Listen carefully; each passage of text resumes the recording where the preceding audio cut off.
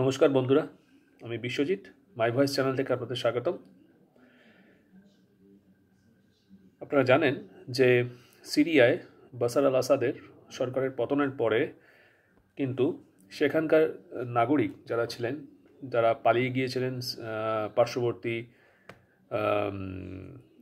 দেশ ইরাকে বা লেবাননে, যারা পালিয়ে গিয়েছিলেন তারা কিন্তু খুব খুশি ছিলেন এবং তারা কিন্তু দেশে ফিরছিলেন। এবং সেখানের যারা জনগণ ছিল সিরিয়াতে, যারা রয়ে গেছিলেন, তারাও কিন্তু বেশ তাদের উৎসব কিন্তু পালন করতে দেখা গিয়েছে সিরিয়ার রাস্তাঘাটে। কিন্তু সেই তাদের খুশিতে কিন্তু বাদ সেধেছে ইসরায়েলের আক্রমণ। আপনারা জানেন যে গতকাল এই কদিনে প্রায় 300টি বিমান হামলা কিন্তু ইসরায়েল চালিয়েছে সিরিয়ার উপরে, এবং প্রায় দামাস্কাস, তাদের যে রাজধানী সিরিয়ার, তার কাছাকাছি কিন্তু তারা চলে গিয়েছে এবং সিরিয়ার ভেতর কিন্তু প্রায় 400 কিলোমিটার একটা বাফার জোন তারা তৈরি করে ফেলেছে। অর্থাৎ যেটা মনে হচ্ছে যে ইসরায়েল যেটা করতে চাইছে সেটা হচ্ছে, এবং তারা বলেওছে যে তাদের জনগণের যাতে সুরক্ষিত থাকে সেই জন্য তারা এই বাফার জোন তৈরি করছে, যাতে এই জঙ্গি গোষ্ঠীর হাতে কোনোরকমভাবে সিরিয়ার সামরিক অস্ত্র বা রাসায়নিক কোনো অস্ত্র না পড়ে, যাতে যেটা ইসরায়েলের জন্য বা ইসরায়েলের নাগরিকদের জন্য থ্রেটের ব্যাপার হয়ে যায়।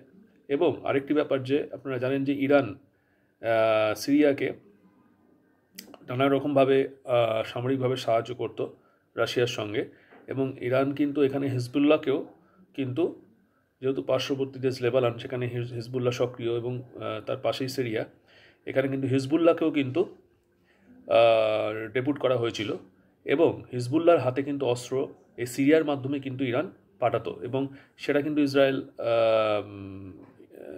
কিন্তু ইসরায়েল অবগত, এবং সেজন্য কিন্তু তারা এই বিমান হামলা চালাচ্ছে এবং বেশ কিছু অঞ্চল কিন্তু তারা দখল করে নিয়েছে, যাতে হিজবুল্লাহর শক্তি কমে। এবং বর্তমান যে STS, যে বিদ্রোহী গোষ্ঠী যারা সিরিয়ায় এই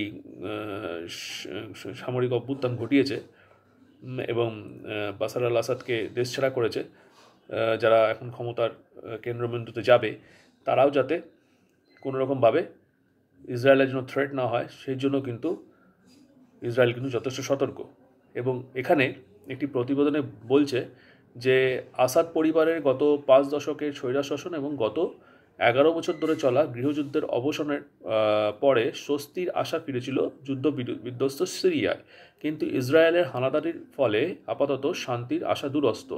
এই বিমান হানায় ক্ষয়ক্ষতির পরিমাণ কতটা হয়েছে সেটা নিয়ে মুখ খোলেননি কোনো পক্ষই, তবে রাজধানী দামাস্কাস ও আশেপাশের এলাকায় সোমবার রাত থেকেই লাগাতার বিস্ফোরণের শব্দ শোনা গিয়েছে।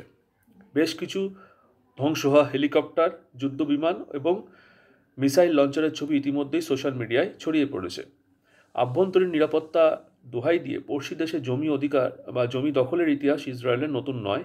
1967 সালে 6 দিনের যুদ্ধে সিরিয়ার কাছ থেকে গোলান হাইটস ছিনিয়ে নিয়েছিল তেল আভিভ। তারপর থেকে গোলান হাইটসকে নিজেদের অঙ্গ বলেই ঘোষণা করলেও সেই দাবি আমেরিকা ছাড়া আর কোনো দেশ মানতে চাননি। ইসরায়েলের সিরিয়া সম্পর্কে বহু দশক ধরেই কাটার মতো বিচ্ছে গোলান হাইটস।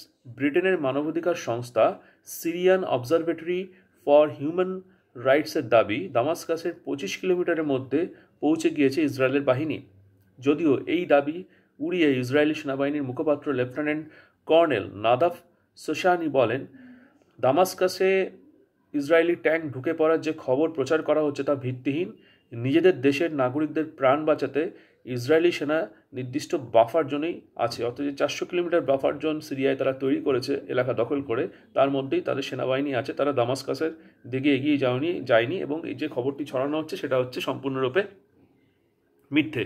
যদিও এই বিমান হানার কঠোর নিন্দা করেছেন মিশর, সৌদি আরব, তুরস্ক এবং জর্ডান। রাষ্ট্রপুঞ্জের মুখপাত্র স্টেফান দুজারিস বলেছেন, সিরিয়ায় হামলা চালিয়ে 1974 সালে শান্তি চুক্তি ভঙ্গ করেছে ইসরায়েল। তবে এরই মধ্যে সিরিয়ার ক্ষমতা হস্তান্তরের পথে অনেকটাই এগিয়ে গিয়েছে বিদ্রোহীরা। ক্ষমতাচ্যুত আসাদ সরকারের প্রধানমন্ত্রী মোহাম্মদ আল জালালির সঙ্গে সোমবারই দেখা করেন বিদ্রোহীদের নেতা আবু মোহাম্মদ আল জুলানি। দুই নেতার মধ্যে ক্ষমতা হস্তান্তরের বিষয়টি প্রধানমন্ত্রী জালালি বলেন, দ্রুত মসৃণভাবে ক্ষমতা হস্তান্তরের কাজটি সারার চেষ্টা চলছে দুপক্ষে। এরই মধ্যে খুঁড়িয়ে খুঁড়িয়ে স্বাভাবিক ছন্দে ফেরার চেষ্টা করছে সিরিয়ার রাজধানী দামাস্কাস। মঙ্গলবার থেকেই দেশের সেন্ট্রাল ব্যাংকের নির্দেশে বেশ কয়েকটি বেসরকারি ব্যাংক খুলতে শুরু করেছে। বহুদিন পর শহরের প্রাচীন হামিদিয়ে মার্কেট দোকানপাট খুলছে। আইসক্রিম, জামা কাপড়ের দোকানগুলোতে অনেক বছর পর হাসি মুখে ভিড় করেছেন সাধারণ মানুষ। ব্যবসায়ীদের বক্তব্য, আসাদ সরকারের পুলিশ এবং প্রশাসনের কর্তাদের ঘুষ না দিয়ে বহুদিন পর স্বাভাবিক কাজকর্ম করতে পারছেন তারা। হামিদিয়ে বাজারের বাগদাস নামের বিখ্যাত আইসক্রিম শপের বাইরে ঝুলছে বিরাট পোস্টার, দামাস্কাস এখন অনেক বেশি সুন্দর। অর্থাৎ এই সুন্দর কতদিন থাকবে সেটা একটা বড় প্রশ্নের চিহ্ন রয়েছে, কেননা যেভাবে ইসরায়েল হামলা শুরু করেছে সেক্ষেত্রে কিন্তু এই এসটিএস গ্রুপের সাথেও কিন্তু ইসরায়েলের একটি সংঘর্ষ বাধার কিন্তু প্রভূত সম্ভাবনা রয়েছে, 1 নম্বর। 2 নম্বর হচ্ছে আসাদ বাহিনীর যে সেনাবাহিনী ছিল সরকারি, তারা কিন্তু এখন পার্শ্ববর্তী দেশ ইরাকে কিন্তু পালিয়ে গেছে, ভয়ে পালিয়ে যাচ্ছে অনেকে, এবং তারা কিন্তু ইরাক কিন্তু তাদের আশ্রয় দিচ্ছে। এবং পরবর্তীকালে হয়তো ইরাকের সহায়তা ইরান, মানে ইরাকের সাথে ইরানের সম্পর্ক কিন্তু সাদ্দাম পরবর্তী যুগে কিন্তু যথেষ্ট ভালো, এবং রাশিয়ার সাথে কিন্তু রাশিয়া কিন্তু ইরান এর সহায়তায় কিন্তু যে বর্তমানে যে আসাদ বাহিনীর যে সৈন্য রয়েছে ওখানে, এবং সেই সৈন্য কিন্তু পরবর্তীকালে এখানে ঢুকিয়ে দিয়ে সেই এলাকা দখলের কিন্তু চেষ্টা একটা তারা করবে, এবং সেক্ষেত্রে কিন্তু সংঘর্ষ আরও বাড়তে পারে এবং দেশের পরিস্থিতি কিন্তু অনেক খারাপ হতে পারে সিরিয়ার। এবং কিছু কিছু জায়গায় যারা আসাদ পন্থী যারা ছিল দেশের পশ্চিম অংশে, তারা কিন্তু কিছু কিছু এখনও সক্রিয় রয়েছে, এবং তাদেরকে সাহায্য করার জন্য কিন্তু এই সেনাবাহিনী রাশিয়া এবং যে সেনাবাহিনী ইরাকে রয়েছে, রাশিয়া এবং ইরান কিন্তু বা ইরাক কিন্তু তাদেরকে ডেপুট করতে পারে সেই জায়গায়, যাতে পুনরুদ্ধার এই জায়গাগুলো করা যায়। এখন দেখা যাক পরিস্থিতি কোন দিকে যায়। যদিও আমার মনে হয় যে সিরিয়ার যে এখন বর্তমান পরিস্থিতি বা বর্তমান পরিস্থিতির সাপেক্ষে এখন ক্ষমতা হস্তান্তর হবে, যে সরকার আসবে সে কতটা এই গৃহযুদ্ধ সামলে, এবং যে ক্ষয়ক্ষতি সিরিয়ায় হয়েছে সে তার জন্য কিন্তু একটা বড় একটা অর্থনৈতিক সাহায্য প্রয়োজন আছে আন্তর্জাতিক ক্ষেত্র থেকে। সেটা কতটুকু তারা জোগাড় করতে পারবে এবং কতটা ডেভেলপমেন্টের কী কাজ হবে তার উপর পুরোপুরি সিরিয়ার ভবিষ্যৎ নির্ভর করছে। এবং কিন্তু যে পরিস্থিতি তৈরি হয়ে রয়েছে, আমার মনে হয় না সিরিয়া আর পূর্ব অবস্থায় ফিরে আসতে পারবে, কেননা একটা ক্ষমতা দখলের একটা ব্যাপার তো চলেই আসবে। যারা এক্সিস্টিং সৈন্য যারা রয়েছে তারা ইরাকে পালিয়ে গেছে, এবং ইরান অত সহজে ছাড়বে না।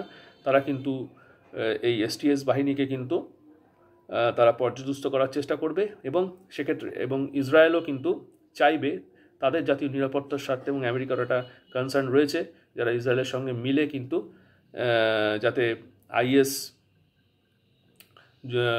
জঙ্গি যারা রয়েছে, যাতে জঙ্গিপন্থী এই এসটিএস, যদিও এসটিএস এখন আইএসের সঙ্গে সম্পৃক্ত নয়, তবুও যাতে আইএস মাথাচাড়া দিতে না পারে এই সুযোগে, সেক্ষেত্রে কিন্তু ইসরায়েল এবং আমেরিকাও কিন্তু তৎপর, এবং ইসরায়েলের সাথে কিন্তু এই এসটিএস বাহিনীর কিন্তু একটা যুদ্ধ পরিস্থিতি তৈরি হয়ে যেতে পারে। সেক্ষেত্রে সিরিয়ার অবস্থা কিন্তু আর আগের অবস্থায় ফিরে আসার কিন্তু সম্ভাবনা খুবই কম।